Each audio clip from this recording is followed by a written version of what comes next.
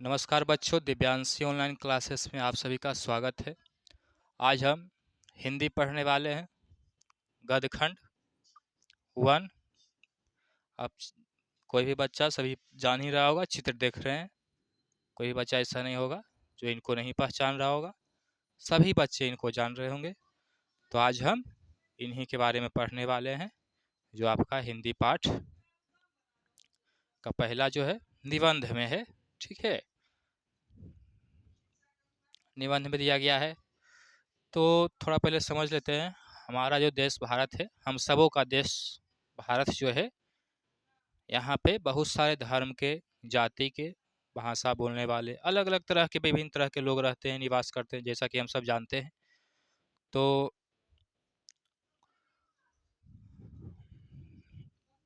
देखते हैं उन्हीं के बारे में। हमारे देश के बारे में जान चुके हैं कि बहुत तरह के लोग, जाति, धर्म, समुदाय के लोग यहाँ पे निवास करते हैं। तो उन्हीं में से एक ये थे। इनको सभी पहचानते होंगे। क्या नाम है इनका? डॉक्टर भीमराव अंबेडकर। क्या नाम है? और डॉक्टर क्या है? पीएचडी की डिग्री पे लगता है। जो स्कॉलर होते हैं उनके नाम के आगे क्या लगता है? डॉक्टर। क्या लगता है? डॉक्टर। समझ गए? जो होता है ना ग्रेजुएशन के बाद पीएचडी या उसके आगे जो पढ़ते हैं, तो उनके नाम के आगे क्या लगता है? डॉक्टर। स्कॉलर जो होते हैं, जो ज़्यादा पढ़े लिखे ज्ञानी पुरुष होते हैं, उनके आगे डॉक्टर लगता है। तो आज हम इन्हीं के बारे में पढ़ने वाले हैं। तो चित्र में देखकर पहचान गए होंगे, इनका नाम है doctor B R Ambedkar, short में, या फिर भीमराव अंबेडकर। पूरा नाम क्या हुआ? इनका पूरा नाम डॉक्टर भीमराव अंबेडकर। ठीक है, समझ गए होंगे। तो उनके बारे में कुछ जान लेते हैं आज। तो इनका जन्म जो हुआ था, इनका जन्म कब हुआ था? 14 अप्रैल 1891 को। डॉक्टर भीमराव का जन्म 14 अप्रैल 1891 में हुआ था। कौन से राज्य में? मध्य प्रदेश में। और स्थान का नाम क्या है? महू। क्या नाम है स्थान का? नाम महू। तो इनकी प्रसिद्धि के कारण अब जो महू स्थान है उसको अब किस नाम से जाना जाता है? अंबेडकर नगर के नाम से। महू का नाम अब बदलकर क्या हो गया है? अंबेडकर नगर। क्यों? क्योंकि ये हमारे देश के लिए बहुत ही इम्पोर्टेंट, महत्वपूर्ण काम किए थे। इसीलिए इनके उपलब्धि में, भीमराव अम्बेडकर के उपलब्धि में, जो महू है उस स्थान का नाम बदलकर इनके नाम पर अंबेडकर नगर किया गया है। ठीक है, जन्म समझ के होंगे 14 अप्रैल 1891 में। आगे देखते हैं। और इनका मृत्यु 6 दिसंबर 1956 को। कब हुआ? याद रखिएगा, पूछ सकता है हिंदी में, ऑप्शन में, ऑब्जेक्टिव का टाइप क्वेश्चन में पूछ सकता है, आ सकता है। तो याद रखिएगा, जन्म तिथि 14 अप्रैल 1891 को और मृत्यु 6 दिसंबर 1956 को। मतलब 1956, 47 में देश आज़ाद हुआ। आज़ाद होने के 9 साल बाद इनका मृत्यु हुआ। ठीक है, और इनका उपनाम भी है, जैसा कि बताएं। इनको बहुत सारी उपलब्धियां मिली है, नाम से जाना जाता है। तो इनको एक उपलब्धि भी मिला है। क्या मिला है? एक तो हो गया ये, इनके नाम पर महू स्थान का नाम क्या क्या हो गया है? अंबेडकर नगर कर दिया गया। महू स्थान का नाम पूछा जाएगा ऑब्जेक्टिव क्वेश्चन में, किस स्थान का नाम अंबेडकर नगर है? डॉक्टर भीमराव अम्बेडकर, इनके नाम पर किस किस स्थान का नाम रखा गया है? तो महू का नाम अब क्या है? अंबेडकर नगर, जो कहाँ पड़ता है? मध्य प्रदेश में। ठीक है, और जन्म तिथि 14 अप्रैल 1891 और मृत्यु 6 दिसंबर 1956। ठीक है, और इनका उपनाम भी है। क्या नाम है उपनाम में? बाबा साहेब। बाबा साहेब इनका क्या है? उपनाम है। और क्या सम्मान मिला है इनको? सम्मान मिला है। उपलब्धियां में एक सम्मान है, उपनाम है, स्थान का नाम भी रखा गया। तो सम्मान के तौर पे भारतीय संविधान के निर्माता, क्या कहते हैं, इनके सम्मान में, इनका उपसम्मान क्या है? इनका नाम सम्मान से लिया जाता है क्योंकि हमारे लिए बहुत बहुत ही महत्वपूर्ण कार्य करके गए हैं। तो इनका सम्मान में इनको क्या कहते हैं? भारतीय संविधान के निर्माता, फादर ऑफ इंडियन कॉन्स्टिट्यूशन। ठीक है, ये भी सम्मान से इन्हें पुकारते हैं। और इसके अलावे भी बहुत सारी उपलब्धियां इनको मिली है। और जैसे कि ये क्या थे, मतलब संविधान जब देश आज़ाद हुआ तो संविधान अपना बनना था, तो उसके लिए बहुत सारी समितियां बनाई गई। वल्लभ भाई पटेल बनाए थे, जवाहरलाल नेहरू, और तो उन्हीं में बहुत सारे लोग समिति बनाए थे। तो संविधान बनाने के लिए इनका समिति जो था उसी को फाइनल किया गया। तो उस समिति का नाम क्या था? जो इनके द्वारा जो समिति बना हुआ था भीमराव अम्बेडकर का समिति, क्या था? प्रारूप समिति। क्या नाम है समिति का? प्रारूप समिति। यही संविधान को बनाने का काम कौन किया है? प्रारूप समिति ने। और इस समिति के अध्यक्ष कौन थे? हमारे भीमराव अंबेडकर, डॉक्टर भीमराव अंबेडकर, बाबा साहेब कह सकते हैं। स्वतंत्र भारत के पहले विधि मंत्री, ये तो हो गया पहला। ये क्या हो गया? पहला। दूसरा में ये हमारे स्वतंत्र भारत के पहले कानून मंत्री भी थे। विधि मंत्री मतलब कानून मंत्री हो गया, समझ गए? तो ये जो संविधान बनाने वाला समिति था उसके अध्यक्ष भी थे ये। और स्वतंत्र जब भारत हुआ तो उनके ये क्या थे? पहले विधि मंत्री भी, कानून मंत्री भी। और वायसराय जब अंग्रेज था तो उस समय ये किस पोस्ट पे थे, पद पे थे? कार्यकारी परिषद में श्रम मंत्री थे। क्या थे? श्रम मंत्री के मतलब ये राजनीतिक से जुड़े हुए रहे, अधिकतर समय राजनीतिक से ये जुड़े हुए रहे। तो देख सकते हैं इनका फोटो ये भी है। बहुत सारी उपलब्धियां, पढ़ने लिखने में ये क्या थे? बहुत सारे, बहुत तेज थे। तो ये जो चैप्टर है ये निबंध है, मतलब आज जो पढ़ाएंगे अगर इन पे भीमराव अम्बेडकर अम्बेडकर के पे अगर क्या आता है, अगर भीमराव अम्बेडकर अम्बेडकर के ऊपर निबंध लिखने के लिए, ऐसे ऐसे जिसे कहते हैं इंग्लिश में, अगर ऐसे लिखने के लिए आता है तो आज के पढ़ाई से आप जानकारी लेकर इनके ऊपर क्या कर सकते हैं? ऐसे निबंध भी लिख सकते हैं। तो ये निबंध के रूप में दिया गया है। ये चैप्टर जो पहला है ये निबंध के तौर पे है। ठीक है, तो देख लीजिए इनका चित्र, ये रहे डॉक्टर भीमराव अम्बेडकर। बहुत सारे लोग हैं, राजनीतिक लोग हैं। चलिए देखते हैं, तो शुरू करते हैं।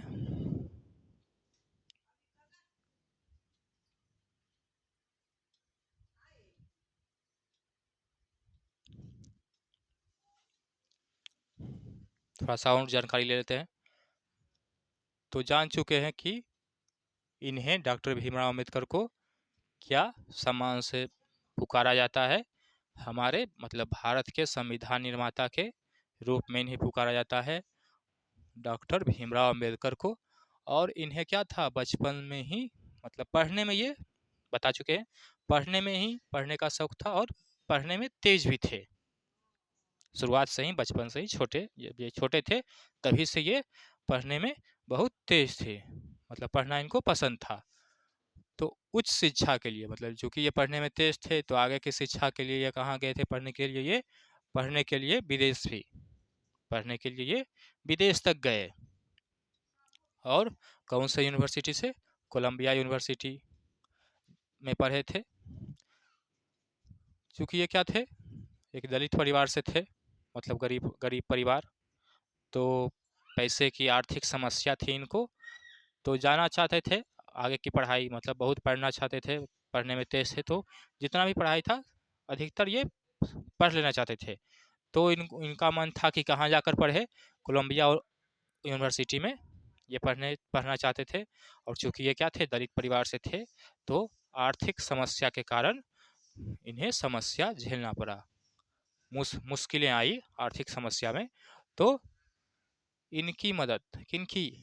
डॉक्टर भीमराव अम्बेडकर की मदद आगे पढ़ने के लिए, जो बड़ौदा वहाँ पे है एमपी में, वहाँ के महाराजा ने भी क्या की, इनकी, वो जानते थे कि ये क्या है, डॉक्टर भीमराव अम्बेडकर पढ़ने में क्या है, पढ़ने की इच्छा इनको बहुत प्रबल है, पढ़ने की इच्छा है इनको आगे। तो इसीलिए वहाँ के जो महाराजा थे बड़ौदा के, उन्होंने क्या की, भीमराव अम्बेडकर की मदद की आगे की शिक्षा ग्रहण करने के लिए, पढ़ने पढ़ने के लिए। युवा युवा अम्बेडकर मतलब कितने होंगे 12th के बाद? युवा अम्बेडकर विदेश में उच्च शिक्षा के लिए गए। तो जब इनको मदद मिल गई, किन से मिली? बड़ौदा के महाराज से। क्या नाम था उनका? सयाजीराव गायकवाड़ तृतीय। जो महाराजा ये देख रहे हैं चित्र में, यही थे सयाजीराव गायकवाड़ तृतीय, बड़ौदा के महाराज थे। और ये हमारे क्या हैं? भीमराव अंबेडकर, डॉक्टर भीमराव अंबेडकर हैं। तो ये उच्च शिक्षा प्राप्त करने के लिए विदेश गए, कोलंबिया यूनिवर्सिटी में। तो आगे क्या है, वहीं पर रह के उन्हें कई साल उन्होंने वहाँ पे क्या की? पढ़ाई की। पढ़ने में तो जानते ही समय लगता है, 10 साल लग जाता है 10th करने में शुरू से, फिर 2 साल 11-12 और 3-4 साल ग्रेजुएशन में। तो इनको भी वहाँ पे विदेश में समय लगा। अब अपनी पढ़ाई को पूरा गए थे पढ़ने के लिए, तो पूरा पढ़ के ही आएंगे, और पढ़ने में तेज भी थे। तो पूरी पढ़ाई करने में वहाँ पे कई साल रहना पड़ा। कहाँ? विदेश में। किनको? भीमराव अंबेडकर को। जब अंबेडकर को विदेश पढ़ाई के लिए जाना था, मतलब जब वो तो बता चुके हैं, विदेश पढ़ाई करने के लिए आर्थिक समस्या हुआ, तो इनको मदद की किन्होंने? बड़ौदा के महाराज ने, जिनका नाम था क्या? सयाजीराव गायकवाड़ तृतीय। तो उनको मदद मिल गई, सहायता मिला, और ये पढ़ने के लिए चले गए, उच्च शिक्षा ग्रहण करने के लिए कोलंबिया यूनिवर्सिटी में। तब उनकी मदद, भीमराव की मदद एक महाराजा ने की थी, ये बता चुके हैं। उन्होंने कितने समय तक मदद की? 3 साल तक पढ़ाई के लिए उनकी मदद की, पूरी तरह से मदद की, अच्छे से कि ये जो कोई भी जो पढ़ा लिखा बच्चा होता है, उसकी मदद करने के लिए कोई भी, सब कोई चाहता है कि वो क्या हो? आगे बढ़ जाए। ठीक है।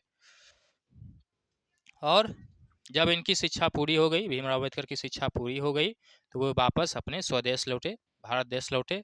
और फिर शुरुआत में ये किनसे जुड़ गए? वही जो इनकी सहायता किए थे विदेश में जाने के लिए, बड़ौदा के महाराज के साथ ये काम किए शुरुआती समय में। और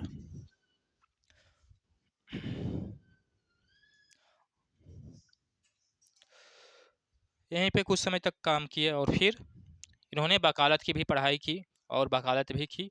और वकालत के बाद वकालत करने के बाद कई समय तक ये क्या किए? लंबे समय तक, मतलब यहाँ के आर्थिक लोगों को देखने के बाद, समाज के लोगों को देखने के बाद, ये फिर राजनीतिक में जुड़ गए, राजनीतिक क्षेत्र से भी ये जुड़े, पढ़ाई किए, बहुत तरह की डिग्रियां हासिल की, वकालत भी किए, वकील का पढ़ाई वो सोचिए, और फिर साथ में राजनीतिक के क्षेत्र में भी ये अपना योगदान दिए। ठीक है, कई तरह के बड़े बड़े काम किए। तो ये यहाँ से शुरू होता है आपका निबंध। ये क्या है? ये चैप्टर निबंध के बारे में है। ये चैप्टर किसके बारे में है? निबंध के बारे में है। देख लेते हैं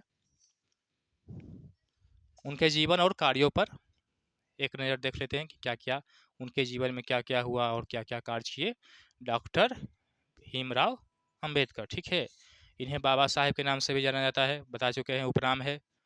इनका जन्म 14 अप्रैल, दोबारा बता रहे हैं, इनका जन्म 14 अप्रैल 1891 में महू में मध्य प्रदेश में हुआ था, और मृत्यु हुई थी दिसंबर 1956 में दिल्ली में। ठीक है, तो ये एक दलित परिवार से थे। दलित होता है SC ST, schedule caste, other या OBC, और वह दलित परिवार में होने के बावजूद वो क्या थे? मानव अधिकार के, मतलब किसी भी तरह को के लोगों को समान अधिकार, मतलब किसी के साथ भेदभाव नहीं हो, समान अधिकार दिलाने के लिए ये क्या करते थे? पुरजोर कोशिश करते थे। उसी को क्या कहते हैं? मानवाधिकार के पुरोधा थे। क्या थे भीमराव अम्बेडकर? मानवाधिकार के पुरोधा थे। और ये जो थे कौन? भीमराव अम्बेडकर अपने समय के सबसे सुशिक्षित लोगों में से एक थे। मतलब इनके समय के जितने भी, मतलब उस समय में, भीमराव अम्बेडकर के समय में अपने देश में जितने भी पढ़े लिखे लोग थे, उनमें भी ये क्या थे? एक, सभी पढ़े लिखे लोगों में से ये भी उनमें से एक थे। पढ़े लिखे के लोगों के श्रेणी में ये भी आते थे। समझ गए होंगे। आगे देखते हैं। उन्होंने अपनी प्रारंभिक शिक्षा के बाद बड़ौदा नरेश गायकवाड़ तृतीय के प्रोत्साहन से उस शिक्षा के लिए पहले कहाँ गए? न्यूयॉर्क, और फिर लंदन। मतलब ये पंडित जवाहरलाल नेहरू और महात्मा गांधी के की तरह ही ये भी विदेश में पढ़ाई किए थे। अमेरिका और इंग्लैंड दोनों स्थान पे पढ़ाई किए थे। ठीक है, समझ गए होंगे। आगे देखते हैं। इसके अलावा उन्होंने संस्कृत का धार्मिक धार्मिक और संस्कृत के जितने भी क्या है पुस्तकें हैं उसकी भी इन्होंने अध्ययन किया था। संस्कृत का धार्मिक, पौराणिक और वैदिक वाङ्मय मतलब साहित्य अध्ययन किया। मतलब संस्कृत की जितने भी पुस्तकें होती है उसका हिंदी अनुवाद में जो होता है वो भीमराव अंबेडकर उन सभी पुस्तकों को भी पढ़े थे, अध्ययन किए थे। ठीक है। वे अर्थ सामाजिक क्षेत्र में अनेक मौलिक संस्था स्थापनाएं भी की और सामाजिक क्षेत्र में बहुत तरह के स्थापनाएं भी उन्होंने की और सभी धर्म दर्शन के व्याख्याता मिलकर भी उनके इतिहास, मीमांसा, विधिवेत्ता, अर्थशास्त्री, समाजशास्त्री, शिक्षाविद तथा धर्म दर्शन की व्याख्या पर क्या थे, हैरान थे। समझ गए? क्योंकि ये क्या थे उस समय के जितने भी पढ़े लिखे लोग थे भारत में उनमें से ये भी एक थे। तो जितने भी विद्वान लोग थे, पढ़े लिखे लोग, विद्वान लोग, वो क्या थे, इनसे हैरान हुए। किस बात के लिए हैरान हुए कि इनको जो ज्ञान प्राप्त हुआ, जब संस्कृत का जितना भी अनुवाद किया हुआ किताब था और अपने शिक्षा ग्रहण किए, उनसे जब ये क्या किए, व्याख्या किया उन्होंने इतिहास का, मीमांसा, विधिवेत्ता, अर्थशास्त्री, समाजशास्त्री और शिक्षाविद तथा धर्म दर्शन की व्याख्या, मतलब जो भी ये चीजें बताते थे या फिर अपने भाषण में या पुस्तकों में लिखते थे, तो उससे पढ़कर जो महान लोग थे वो भी क्या होते थे, हैरान हैरान होते थे, आश्चर्यचकित होते थे। और बता चुके हैं स्वदेश में ये उन्होंने क्या की, इतना के अलावे, सोचो इतना के अलावे बोलो अर्थशास्त्र और कई तरह के पुस्तकें पढ़ी, संस्कृत का जितना भी किताब था हिंदी में अनुवाद किया हुआ वो सभी पढ़े। इसके अलावे वकालत भी किए, समाज कल्याण के लिए कुछ समय ये वकालत भी किए। अब फिर देखते हैं आगे चलकर, समाज और वकालत के बाद विदेश से आने के बाद वहाँ के महाराज से जुड़े, फिर कई तरह के पुस्तकें पढ़ी, संस्कृत हो गया, जितने भी तरह के हमारे धार्मिक ग्रंथ थे वो सब पढ़े, उससे ज्ञान हासिल किए और अपने प्रतिभा से जब इनको सभी किताबें पढ़ लिए तो अपनी प्रतिभा से ये क्या किए, जितने भी हमारे देश के जो विद्वान लोग थे उसमें शामिल हो गए और अपने इनके प्रतिभा से वो सभी लोग भी क्या थे, हैरान थे। ठीक है। और फिर वकालत का पढ़ाई भी किए। उसके बाद वकालत करने के बाद पढ़ाई करके वकालत कुछ दिन वकालत भी किए कोर्ट में। इसके बाद वो किससे जुड़ गए, राजनीतिक क्षेत्र से, यहाँ के समाज को देखकर, फिर सामाजिक जन को देखकर राजनीतिक से जुड़े और फिर ये राजनीतिक से ही जुड़े, राजनीतिक क्षेत्र में ही रहे और राजनीतिक के क्षेत्र में अपनी महत्वपूर्ण सक्रिय मतलब जुड़ा होना भूमिका निभाते हुए, महत्वपूर्ण भूमिका निभाते हुए उन्होंने क्या किया, अछूतों, स्त्रियों, मजदूरों को अपना अपना अधिकार, जो उनका क्या है सही अधिकार है, वो दिलाने के लिए भी ये कोशिश किए, संघर्ष किए। उन्होंने चिंतन और रचनात्मक के मुख्य उनके भीमराव अंबेडकर के, डॉक्टर भीमराव अंबेडकर के जो है उन्होंने क्या किया, 3 लोग उनको बहुत ज़्यादा प्रभावित किए। डॉक्टर भीमराव अंबेडकर को यहाँ पे 3 लोग से ये ज़्यादा प्रभावित हुए और वो लोग कौन कौन हैं, प्रेरणा ली। इन तीनों लोगों से उन्हें क्या मिली, प्रेरणा मिली। किनको, डॉक्टर भीमराव अंबेडकर को। ये 3 लोग हैं गौतम बुद्ध, कबीर और ज्योतिबा फुले। इनके प्रतिभा से ये प्रेरणा लिए, कौन, डॉक्टर भीमराव अंबेडकर। किससे, गौतम बुद्ध से, कबीर से और ज्योतिबा फुले से ये क्या हुए, प्रभावित हुए और उनसे प्रेरणा लिए। ठीक है, समझ गए होंगे। अब आगे देखते हैं। 3 लोग से ये प्रभावित हुए और हमारे भारत का संविधान में वो अपनी महत्वपूर्ण भूमिका निभाने के बाद, भारत का संविधान लिखने के बाद, बनाने के बाद उन्हें किस नाम से जानते हैं? श्रद्धापूर्वक संविधान के निर्माता, भारत के संविधान निर्माता के नाम से उसे श्रद्धापूर्वक, आदरपूर्वक हम उन्हें पुकारते हैं। डॉक्टर भीमराव अम्बेडकर को भारत का देश के संविधान के निर्माता के रूप में भी हम जानते हैं। ठीक है। और फिर 1956 में दिसंबर में, 6 दिसंबर था, दिल्ली में बाबा साहेब का क्या हो गया? निधन हो गया। एक दुखद घटना थी वो थी। चलिए आगे देखते हैं। तो उनकी उपलब्धि में उनकी कुछ प्रमुख रचनाएं, पुस्तकें और कुछ क्या है? भाषण थी। कुछ रचनाएं और कुछ भाषण थी। आइए देख लेते हैं। किताब में भी है the caste in India. The caste, caste मतलब जाति हो गया, भारत में जाति के लोग। और फिर दूसरा क्या है? द अनटचेबल, छुआछूत। ठीक है। और आगे क्या है? The untouchable who are they, छुआछूत कौन हैं। आगे हु आर सुधराज, ये सब क्या है? उनकी पुस्तकें हैं, उनकी लेखन है। याद कर लीजिएगा, ये सब क्या है? इम्पोर्टेंट है, हिंदी के ऑब्जेक्टिव प्रश्न में आ सकता है आने वाले एग्जाम में। और तो क्या है? पहला ये है द कास्ट इन इंडिया, दूसरा the untouchable who are they. ठीक है, पहला ये हो गया। चलिए पेन बदल लेते हैं।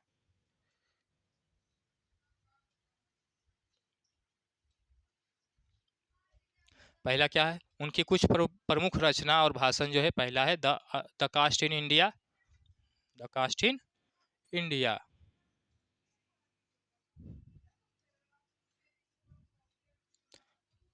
पहला the caste in India, Bharat में जाति के लोग। दूसरा the untouchable who are they, जो छुआछूत कौन थे। थोड़ा सा और रह गया, इसमें देख लेते हैं। ठीक है। The caste in India their mechanism, the caste in India, और क्या है इसके बाद? Their mechanism, SM. ठीक है, मतलब संचालन, जो भारत के जाति हैं और उनका संचालन किस तरह से भारत में होता है, ये था पहला पुस्तक। ठीक है। और दूसरा था genesis and development, genesis and development, यह रह गया है। कास्ट इन इंडिया पहला है, दूसरा जेनेसिस एंड डेवलपमेंट है, और तीसरा, ये तीसरा है, ये क्या है? ये तीसरा है the untouchable who are they. ठीक है। और ये चौथा है हु आर सुधराज, शूद्र लोग कौन थे। ठीक है। और बुद्धिज्म एंड कम्युनिज्म, देखिए ये पांचवा, बुद्धिज्म एंड कम्युनिज्म, ये नहीं है, दो पुस्तक छूटा हुआ है, ये सब ऑप्शन में आ सकता है। बुद्धिज्म एंड कम्युनिज्म, ये है। Buddha and his Dhamma, Buddha and his Dhamma, ये भी नहीं था, तो सुनकर याद कर सकते हैं। और thoughts on linguistic state, thoughts on linguistic state, ये हो गया। जेनेसिस एंड डेवलपमेंट, ये हो गया। बुद्धिज्म एंड कम्युनिज्म, ये नहीं है। ठीक है। Thoughts on linguistic state, thoughts on linguistic state, ठीक है, ये हो गया। मिलाते हैं, किताब से मिला रहे हैं, मिला लीजिएगा। ठीक है। और आगे the rise and fall of Hindu women, the rise and fall of Hindu women, ये भी है। ठीक है।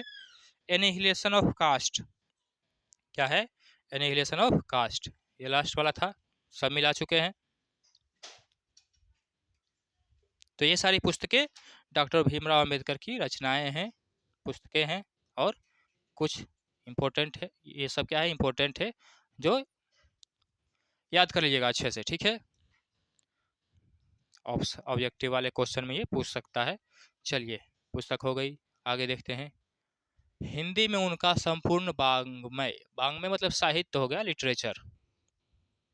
हिंदी में उनका संपूर्ण वाङ्मय भारत सरकार के द्वारा, मतलब उनका जितना भी रचनाएं हैं, भीमराव अम्बेडकर के जितने भी रचनाएं हैं, उनका जो रचनाएं हैं, उसको भारत सरकार ने, भारत सरकार के, मतलब डॉक्टर भीमराव अम्बेडकर के जितने भी रचनाएं हैं, संपूर्ण साहित्य हैं, उस सभी रचनाओं को भारत कल्याण मंत्रालय द्वारा क्या किया? भारत सरकार के कल्याण मंत्रालय द्वारा 21 खंडों में प्रकाशित किया गया। मतलब उनकी सभी रचनाओं को हमारे देश गवर्नमेंट ने क्या किया? 21 भाग में प्रकाशित किया, पब्लिश किया, किताब का रूप देकर। और यहाँ प्रस्तुत पाठ, यह जो पाठ है आपका, पाठ का क्या नाम है? श्रम विभाजन और जाति प्रथा। श्रम विभाजन और जाति प्रथा लिख लेते हैं। श्रम विभाजन और जाति प्रथा, ये क्या है आपके पुस्तक चैप्टर का नाम है। पहला चैप्टर का नाम श्रम विभाजन और जाति प्रथा, यही है।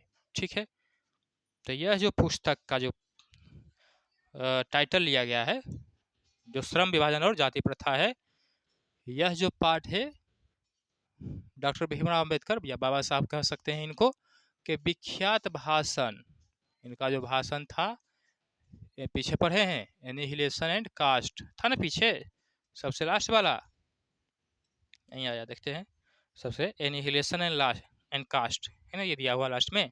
एनिहिलेशन मतलब क्या होता है? खत्म, समाप्त कर देना। ऑफ कास्ट, कास्ट सिस्टम को समाप्त कर देना, इसका अर्थ हुआ। सही किताब को इंग्लिश में दिया गया है, नाम जो है इंग्लिश में दिया गया है, इसीलिए याद कर लीजिएगा अच्छे से। ठीक है, एनिहिलेशन ऑफ कास्ट, तो कास्ट जातिवाद को खत्म करने के बारे में है। तो ये जो पाठ है श्रम विभाजन और जाति प्रथा, इसी भाषण से लिया गया है। श्रम विभाजन और जाति प्रथा जो है ना, ये पाठ फर्स्ट वाला, वो एक भाषण से लिया गया है। किनके? जो स्पीच लिखे थे डॉक्टर भीमराव अंबेडकर, उसी से यह पाठ को लिया गया है, बनाया गया है।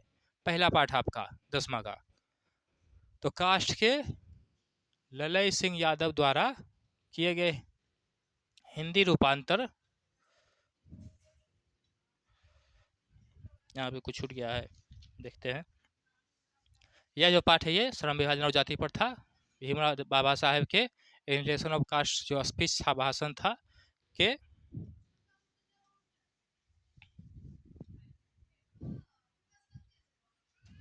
से लिया गया है, के द्वारा लिया गया है। संक्षिप्त संपादन के साथ, मतलब इसको क्या किया? ट्रांसलेट किया गया, मतलब इंग्लिश में स्पीच था, उसको ट्रांसलेट करके हिंदी किया गया। जो इंग्लिश में क्या था? एनिहिलेशन ऑफ कास्ट, उसी से लिया गया, और हिंदी रूपांतर करके जाति भेद, क्या नाम दिया गया? जाति भेद का उच्छेद के साथ इसे क्या किया गया? पब्लिश किया गया, जो आपके पाठ में है, श्रम विभाजन और जाति प्रथा। यह भाषण और ये जो स्पीच था, मतलब ये जो एनिहिलेशन ऑफ कास्ट जो था, वो भीमराव अम्बेडकर कहाँ देने वाले थे, इसके बारे में जानकारी दिया गया है। ये जो स्पीच था, यह भाषण जाति पाति तोड़क मंडल, जाति पाति तोड़क मंडल लाहौर में होने वाला था। मतलब कोई एक अधिवेशन हुआ था, सम्मेलन हुआ था लाहौर में, जिसका नाम क्या था? जाति पाति तोड़क मंडल। वहीं पे स्पीच होता और वहीं पे ये भाषण भीमराव अम्बेडकर जी देने वाले थे लाहौर में। और ये कब होने वाला था? 1936 में। ठीक है, अधीक्षक भाषण के रूप में तैयार किया गया था, और यही भाषण क्या था? सबसे मेन स्पीच था उस सम्मेलन का। लेकिन क्या हुआ? कुछ क्रांतिकारी दृष्टि से आयोजकों की पूर्णतः सहमति नहीं बन पाई, कुछ कारणों से, मतलब अंग्रेज कुछ रोक दिया होगा भाषण नहीं देना, या कुछ किसी भी तरह का जो भी कारण हो, उस कारण से यह स्पीच उस सम्मेलन में हुआ ही नहीं। कौन वाला स्पीच? एनिहिलेशन ऑफ कास्ट, यह स्पीच वहाँ पे नहीं हुआ। तो इस स्पीच को हिंदी में ट्रांसलेट करके